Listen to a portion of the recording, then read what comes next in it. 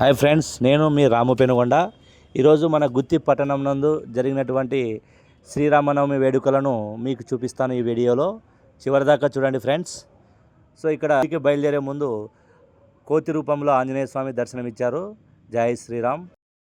గుత్తి కోట కింద ఈ రామాలయం ఉందండి. ఈ రామాలయం ముందు ఇలా చాలా అందంగా డెకరేట్ చేశారు. చూడండి ఫ్రెండ్స్, ఈ గుత్తి కోట కింద ఈ స్టేజ్ అనేది వేశారు. చిన్నపిల్లలంతా కూడా వారి యొక్క డ్యాన్స్తో ఇక్కడ సాంస్కృతిక కార్యక్రమాలు నిర్వహిస్తారు. అదేవిధంగా ఉదయం 10 గంటలకు ఇక్కడ సీతారాముల కళ్యాణం కూడా జరుగుతుంది. అది వీక్షించడానికి ఇక్కడున్న గుత్తి ప్రజలంతా కూడా హాజరవుతారు. వారి కోసం కుర్చీలు, సోఫాలు కూడా రెడీగా ఉన్నాయి. చూడండి ఫ్రెండ్స్, చాలా అద్భుతంగా డెకరేట్ చేశారు. ఇప్పుడు మనము శ్రీరాముని దర్శించుకోవడానికి గుడిలోకి వెళ్తున్నాము. సో గుడిలోకి వెళ్ళే ముందు ఆ గుడి ముందు రాముడు, సీత, లక్ష్మణుడు విగ్రహాలు ఉంచారు. చాలా అందంగా ఉన్నాయి. ఒక చిన్న పాప కూడా ఆ విగ్రహాలను దర్శించుకుంటుంది. తర్వాత ఇక్కడ అయోధ్యలో ఉన్నటువంటి బాలరాముడిని ఆ విగ్రహం ఇక్కడ కనిపించింది. చాలా బాగుంది. వెంటనే స్వామిగారికి దర్శించుకొని నా యొక్క కోరికలు కోరుకున్నాను. తర్వాత మెల్లగా గుడిలోకి బయలుదేరాను.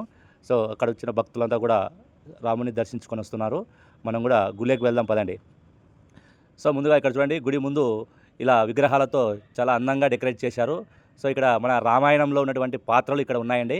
చూడండి, ప్రతి విగ్రహం కూడా మన రామాయణంలో జరిగినటువంటి కొన్ని సన్నివేశాలను ఇక్కడ గుర్తు చేస్తాయి. చూడండి ఫ్రెండ్స్, రావణాసురుడు, సీత, చూడండి ఆ కథ అంతా కూడా ఈ విగ్రహాలు చూస్తే మనకు తెలిసిపోతుంది. సో ఇక్కడ యుద్ధము, వాలి సుగ్రీవుని యొక్క యుద్ధము, అలాగే అశోకవనంలో సీత, ఆ అబ్బాయి చూడండి ఎంత ముచ్చటగా అన్ని విగ్రహాలకు ముక్కుతూ వెళ్తున్నాడు. చూడండి ఫ్రెండ్స్, రాముడు రావణాసురుని వధిస్తున్నాడు. సో సీత అగ్నిప్రవేశం, చూడండి లవకుశలు, ఈ విధంగా విగ్రహాలన్నీ కూడా ఈ గుళ్ళో ప్రదర్శించారు. చాలా అందంగా ఉన్నాయండి. మీరు కూడా వచ్చి వీక్షించండి. ఈ విగ్రహాల ప్రదర్శన వలన ఈ జనరేషన్ పిల్లలకు రామాయణం గురించి పూర్తిగా తెలుస్తుంది. ఇక్కడికి వచ్చిన భక్తులంతా కూడా మరి ఇక్కడ విగ్రహాలన్నింటినీ దర్శించుకుంటున్నారు. అలాగే నేను కూడా శ్రీ సీతారాములను దర్శించుకున్నాను. చాలా చూడడానికి చాలా అందంగా డెకరేట్ చేశారు. అక్కడ టెంకాయతో ఈ దర్శనాన్ని ముగించుకున్నాను. తర్వాత బయటికి వెళ్ళి 12:30 గంటలకు భోజనాలు అయితే అందించారు.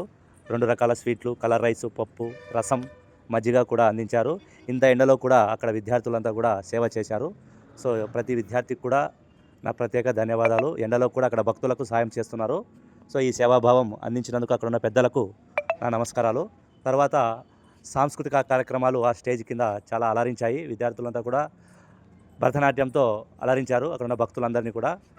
నేనైతే శ్రీరామనవమి ఉత్సవాలను ఈ విధంగా జరుపుకున్నాను. మరి మీ ఊర్లో అయితే ఏ విధంగా జరుపుకున్నారో కామెంట్ రూపంలో తెలియజేయండి ఫ్రెండ్స్. Thank you.